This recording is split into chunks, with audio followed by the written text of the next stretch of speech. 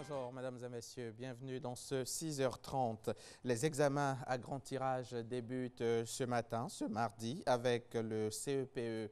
Le BEPC aura lieu du 7 au 10 juin pour les épreuves orales et du 12 au 16 juin pour la phase écrite. Le baccalauréat du 20 au 30 juin pour les épreuves orales et du 3 au 7 juillet prochain pour les épreuves écrites.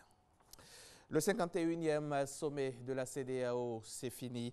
Les chefs d'État et de gouvernement ont porté leur choix sur le président togolais Faure Gnassingbé pour présider aux destinées de la CEDEAO. Il succède ainsi à la présidente libérienne Ellen Johnson Sirleaf. Jérôme Kofi Abola. Le chef de l'État togolais Faure Gnassingbé, nouveau président en exercice de la CEDEAO au terme de la 51e conférence des chefs d'État et de gouvernement de cette organisation. Conférence tenue à Monrovie, à la capitale libérienne. Faure Gnassingbé succède à Ellen Johnson Sirleaf, la présidente libérienne, qui, prenant la parole, a remercié ses pairs de leur franche collaboration durant son mandat. Au nombre des 12 chefs d'État et de gouvernement présents sur les 15 à cette conférence, le président de la République de Côte d'Ivoire, Alassane Ouattara. Le président ivoirien et ses pairs ont, à l'occasion de ce sommet, accueilli favorablement la demande du Maroc qui aspire à intégrer la CEDEAO, celle de la Tunisie et de la Mauritanie respectivement en tant qu'observateurs et membres associés. Par ailleurs, le président Alassane Ouattara, en marge de ce sommet, a d'abord pris part à la conférence des chefs d'État et de gouvernement de l'autorité du bassin de la Volta, marquée par la reconduction du président burkinabé Roch Marc Kaboré pour un nouveau mandat de 4 ans à la tête de l'autorité. Le chef de l'État ivoirien a ensuite eu des entretiens avec plusieurs personnalités, notamment l'ancien président nigérien Olusegun Obasanjo et le premier ministre israélien Benjamin Netanyahou, présent dans la capitale libérienne, en qualité d'invité spécial à ce 51e sommet ordinaire de la CEDEAO. Le vice-président Daniel Kablan-Duncan est à Bruxelles, en Belgique, depuis hier lundi. Daniel Kablan-Duncan représente le chef de l'État, le président Alassane Ouattara, à la 11e édition des Journées européennes du développement, prévues les 7 et 8 juin prochains en marge du programme officiel des GED 2017. Le vice-président de la République de Côte d'Ivoire aura des rencontres bilatérales. On écoute Victorien Ngwa. Le vice-président de la République de Côte d'Ivoire, Daniel Kablan-Duncan, est arrivé à Bruxelles ce lundi à 17h45, heure locale, pour prendre part aux Journées européennes du développement JED 2017, les 7 et 8 juin en Belgique. Il a été accueilli par l'ambassadeur de la République de Côte d'Ivoire près le Royaume de Belgique, du Grand-Duché de Luxembourg et l'Union européenne, Excellence Jean-Vincent Zinsou, des fonctionnaires de l'ambassade de Côte d'Ivoire au Royaume de Belgique et des conseillers de la présidence de la République. Les JED 2017, c'est le premier forum européen de coopération et de développement international. Une nouvelle stratégie mondiale pour relever les défis actuels du développement est au cœur de la rencontre qui se tiendra en présence de plusieurs personnalités politiques, des acteurs du développement engagés dans la lutte contre la pauvreté et du monde des finances. Thème: investir dans le développement. 3 sous-thèmes seront développés au cours de ce forum: investir dans les hommes et la planète, investir dans la prospérité et investir dans la paix et le partenariat. Thème étroitement lié à l'agenda des 17 objectifs du développement durable à l'horizon 2030. Accent sera mis sur l'engagement du secteur privé en tant que partenaire du développement économique. La plupart des États n'ont pas toujours les moyens de pouvoir accompagner le développement. En tout cas, la stratégie du président Ouattara, vous le savez, au niveau de la Côte d'Ivoire, c'est de faire en sorte que le secteur privé joue un rôle de plus en plus important dans le développement. Si vous prenez le plan de développement 2012-2015, 63% d'investissements ont été faits par le secteur privé. Vous voyez, sur les 22 milliards de dollars qui avaient été prévus donc, sur cette période là-bas, et dans le prochain plan quinquennat 2016-2020, c'est sur les 30 000 milliards de francs CFA ou 60 milliards à peu près de dollars, c'est le secteur privé qui sera donc le moteur de la croissance. Le vice-président ivoirien participera à des panels, des tables rondes et des huis clos. Daniel Kablan-Duncan aura des rencontres bilatérales avec les chefs d'État sénégalais, guinéens et rwandais. Sont également inscrits dans le calendrier du vice-président ivoirien Des rencontres avec le Premier ministre belge, des autorités de la Commission de l'Union européenne, la directrice générale du Fonds monétaire international Christine Lagarde et des opérateurs économiques. Les journées européennes du développement rassemblent chaque année environ 6 000 participants issus de tous les secteurs d'activité à travers le monde entier. Cheikh Tioté, l'ex-international de la Côte d'Ivoire, est décédé hier lundi 5 juin en Chine. L'ancien joueur de Newcastle a été victime d'un arrêt cardiaque à l'entraînement avec les éléphants. Il a été champion d'Afrique en 2015 en Guinée équatoriale. La mort a frappé le football ivoirien. Cheikh Ismaël Tioté est décédé en Chine ce lundi. Alors qu'il s'entraînait avec son club, l'international ivoirien s'est effondré, victime d'un malaise. Transporté à l'hôpital, son décès a été constaté, victime d'un arrêt cardiaque. Âgé seulement de 30 ans, Cheikh Ismaël Tioté avait rejoint en février dernier le club chinois de Beijing BG, un club de 2e division. Le milieu défensif se singularise par son acharnement au travail et sa promptitude à répondre présent lors des duels. Il a joué dans plusieurs clubs, à savoir Anderlecht en Belgique, où il était champion en 2006 et en 2007, puis Roda GC et Twente aux Pays-Bas, où il serait également champion en 2010. À la suite de ce titre hollandais, il regagne le club de Newcastle en Angleterre pour 7 saisons. Avec les éléphants, Cheikh Ismaël Tioté aurait honoré 37 rendez-vous, une équipe ivoirienne avec laquelle il a remporté la CAN 2015. Adieu les champions d'Afrique, adieu Tioté. Dans le cadre de la modernisation des procédures de dédouanement des marchandises et de la sécurisation des recettes de l'État, les ports ivoiriens ont été équipés de scanners. À l'occasion des rendez-vous des douanes, une tribune d'échange avec les opérateurs économiques, l'administration douanière a expliqué la contribution de cet outil d'inspection dans le développement du commerce extérieur. Lancine Bakayoko aux précisions. Le scanner est un système d'inspection destiné au contrôle de marchandises chargées dans des conteneurs. Cet appareil est équipé d'un dispositif d'imagerie à rayon X. Il permet aux agents des douanes de recevoir des images sur des écrans. Alors, lorsque l'image est suspecte, alors le conteneur va faire l'objet d'inspection physique à quai ou à domicile.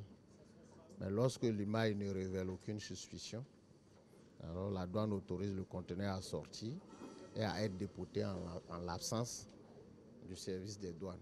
Avec ce dispositif de lutte contre la fraude et les pratiques illicites, les recettes publiques sont sécurisées et les opérations de dédouanement sont également assurées. Malgré ces avancées, les usagers du port éprouvent quelques désagréments. Moi, en tant que transitaire, intermédiaire entre la douane et l'opérateur économique, quand on nous dit qu'un scanner, on scanne le conteneur, on suppose que tout est vu. Maintenant, s'il faut encore aller faire une visite encore, ça engendre vraiment d'énormes frais. Face à ces inquiétudes, les douanes assurent que les passages au scanner sont gratuits. Naturellement, l'acheminement du conteneur au scannage et la livraison de ce conteneur-là est soumis au paiement habituel des frais et des services qu'ils payent aux accompagnés selon un tarif qui est établi, qui est négocié avec le privé. Donc, c'est vrai que peut-être il y a un coût, mais ce n'est pas un coût qui est dû à l'intervention de la douane. En 2016, plus de 65 000 conteneurs ont été traités au port d'Abidjan via le scanner. La 6e édition du concours CGCI Academy, initié par le patronat ivoirien, vient d'être officiellement lancé. Ce concours, qui s'adresse aux jeunes entrepreneurs, vise à les accompagner pour mieux promouvoir la gestion de leur PME. Cette 6e édition a pour thème « Devenir un champion national ». L'événement se tiendra les 29 et 30 septembre prochains, ici à Abidjan. Il n'y a pas de vent favorable pour celui qui ne sait pas où il va. C'est cette assertion qui conduit des jeunes entrepreneurs ivoiriens à s'inscrire au concours CGCI Academy. Parmi les lauréats 2016, l'OCENI a amélioré les performances de son entreprise. J'étais un petit homme d'affaires, j'avais mes taxis, mais la CGCI m'a permis de passer de businessman à entrepreneur. Et aujourd'hui, grâce à l'accélérateur de la CGCI et grâce aussi à la RT qui nous a accompagnés, Je suis passé pratiquement de 20 employés, aujourd'hui je suis à 57 employés.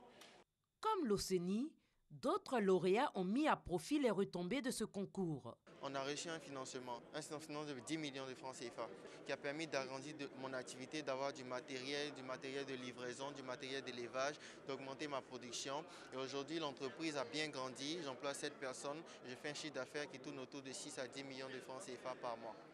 Ce prix nous a permis non seulement de bénéficier d'un appui financier, mais le plus important, de bénéficier d'une bonne formation qui nous a permis non seulement de structurer notre vision, d'organiser notre activité et aujourd'hui de conduire une entreprise véritable. Ces résultats obtenus sont grâce à la politique de promotion de la Confédération générale des entreprises de Côte d'Ivoire, CGCI. L'objectif visé, c'est de construire un secteur privé fort en vue de soutenir le développement économique de la Côte d'Ivoire. De 2013 à 2016, la CGCI Academy a mis un accent particulier sur la promotion de l'entrepreneuriat et a atteint d'importants résultats. Avec ces résultats, la CGCI, nous pouvons le dire, contribue aujourd'hui à impulser une véritable dynamique de l'entrepreneuriat en Côte d'Ivoire. Cette dynamique restera toujours encouragée. La 6e édition du concours CGCI Academy annonce des innovations. Les participants se verront offrir un événement concret et interactif avec en ligne de mire des solutions et des partages d'expériences. L'édition 2017 de ce concours se tiendra les 29 et 30 septembre 2017 avec pour thème « Devenir un champion national ». Ce concours s'adresse aux jeunes Ivoiriens de 18 à 40 ans, porteurs d'un projet rédigé ou disposant d'une PME de moins de 3 ans. Reportage signé Chantal et Ouman Akandon. Jeudi dernier, 1er juin, il s'est tenu une rencontre sous-régionale des correspondants nationaux de la francophonie sur le plan d'action régional de la francophonie pour l'Afrique de l'Ouest, en partenariat avec le gouvernement ivoirien. Une rencontre initiée par l'OIF, l'Organisation internationale de la francophonie. L'objectif de cette rencontre est de construire avec les États et gouvernements francophones des solutions concrètes et utiles. La cérémonie de lancement a eu lieu en présence du ministre de la Culture et de la francophonie. À quelques semaines des 8e Jeux de la francophonie, se tient une rencontre pour adopter un plan d'action régional des pays francophones, initié par l'Organisation internationale de la francophonie. L'objectif de ce séminaire pour les correspondants nationaux de la francophonie est de recueillir et harmoniser leur programme d'action conformément aux directives de la francophonie. Nous voulons faire une co-construction par rapport à ce que l'OIF peut faire en Afrique de l'Ouest pour avoir de la pertinence dans le cadre de la décentralisation voulue par Mme Michaël Jean, notre secrétaire général, et par l'administrateur, M. Adama Wan. Nous sommes là pour cet atelier de travail pour voir comment la programmation de l'OIF, c'est-à-dire les vraies actions de terrain, ce que l'OIF fait, peut être mise en œuvre plus efficacement et avec plus de pertinence dans les pays de la région. Mais encore plus important, c'est la construction de la prochaine programmation. En marge de cette rencontre sous-régionale se tient aussi la 6e réunion du réseau des institutions et structures de la francophonie en Afrique de l'Ouest, RISIFAO. Il faut qu'on renouvelle ce bureau, on fasse le bilan et qu'à la fin, un nouveau président, une nouvelle équipe puisse continuer à travailler.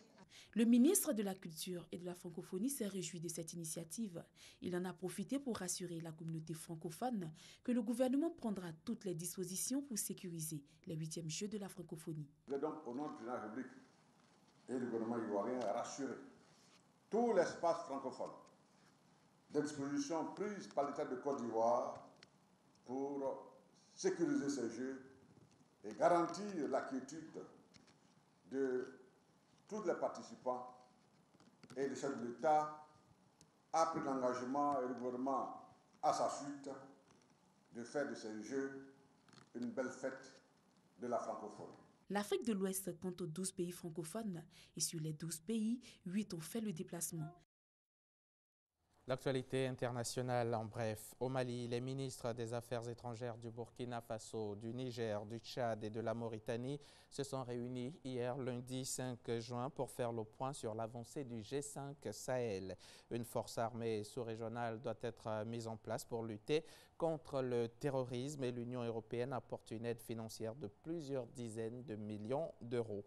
Un premier contingent de 65 hommes de la force ouest-africaine déployée en Guinée-Bissau, ECOMIB, a quitté Bissau dimanche en fin de journée pour Lagos. Ce premier groupe est essentiellement constitué de soldats nigérians. C'est aussi la première rotation d'un plan de retrait qui doit prendre fin le 30 juin prochain. Le procès des assassins présumés de 2 experts de l'ONU tués en mars dernier en RDC s'est ouvert hier lundi matin devant le tribunal militaire de Kananga, la capitale de la province du Kasaï central. Dans ce dossier, 16 personnes sont accusées, mais seules 2 se trouvent dans le box des accusés. Il s'agit d'Evariste Ilunga Lumu, un élève qui s'apprêtait à passer son baccalauréat dans quelques jours, et Mbayi Kabasele, un coupeur de noix de palme. Et puis pour terminer, la police britannique a révélé hier lundi l'identité de 2 des 3 auteurs de l'attentat. Khurram Shahzad Butt, 27 ans, un Britannique né au Pakistan, connu des services de police, et Rachid Redouane, 30 ans, qui se présentait comme un binational marocain et libyen. Fin de ce journal. Bonne journée sur RTI.